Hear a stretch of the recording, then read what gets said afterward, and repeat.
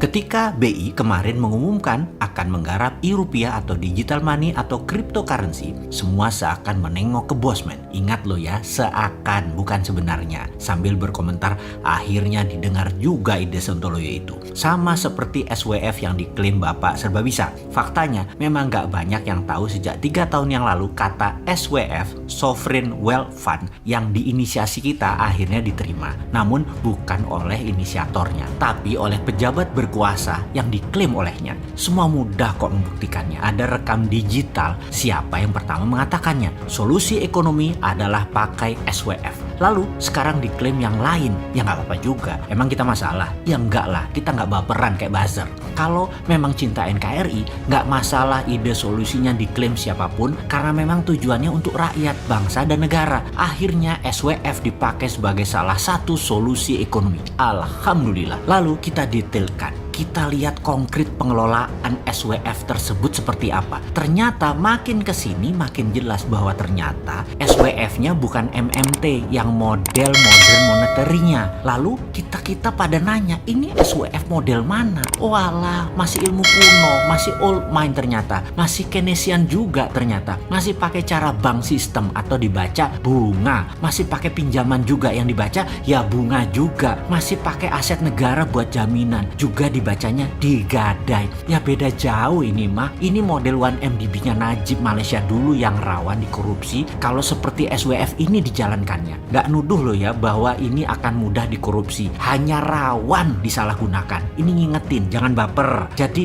hilang deh semangat kita bernegara yang bercita-cita menjadi the most powerful country di Southern Hemisphere. Atau Indonesia menjadi negara terkuat di belahan selatan Khatulistiwa seperti cita-cita Mardigu Nation. Begitu tahu SWF-nya versi pejabat masih pakai Keynesian, kita jadi pesimis. Ilmu Michael Hudson dengan Hudsonian dengan MMT jauh beda langit dan bumi. MMT itu anti bunga, gak doyan sama bunga bank dan juga sistem perbankan klasik old mind, tetapi digital banking yang lebih cepat keputusannya dan paymentnya bisa berputar itu MMT. MMT lebih mengutamakan payment sistem banknya. Bank itu dipakai hanya untuk sistem pembayaran perputaran uangnya. Misalnya negara Tiongkok itu ya, uang paymentnya atau uang transaksinya berputar di masyarakat per tahunnya 10 kali PDB negara Tiongkok. Indonesia secara data payment transaksinya hanya 50% dari PDB. Jauh bos, kalian bernegaranya kurang pinter nih. Lalu akhirnya ada ide e-rupiah atau rupiah digital akan diluncurkan. Jreng,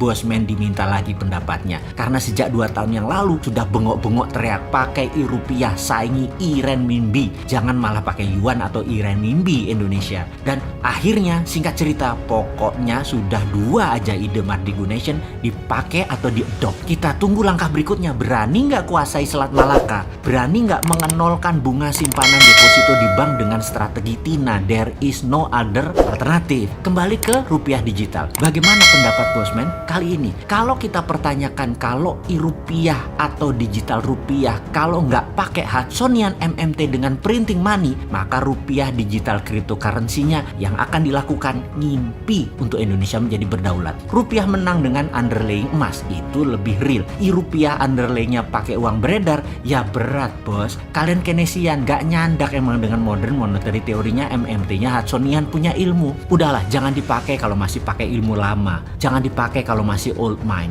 SWF adalah ilmu baru. Dipakai cara otak lama. Kemudian e-rupiah digital rupiah, gak pakai printing money, ya gak ada gunanya. Jadi maksudnya apa pakai SWF, pakai rupiah digital kali ini? Biar Bosman dan anak muda pendukung MMT seneng gitu ya? Janganlah begitu. Bukan hanya buat senang-senang saja berpropaganda seperti dikatakan Tesla akan ke Indonesia buat euforia, ternyata kita di prank. Ya lebih baik nggak usah kalau di prank. Kalau bener mau menjalankan, jangan setengah-setengah, namun harus make a difference. Memang harus membuat perbedaan. Pakai underlay-nya jangan uang beredar, tapi printing money berbasis proyek produktif. Pasti rupiah digital menang, Indonesia berdaulat. Ini lebih benar bernegaranya.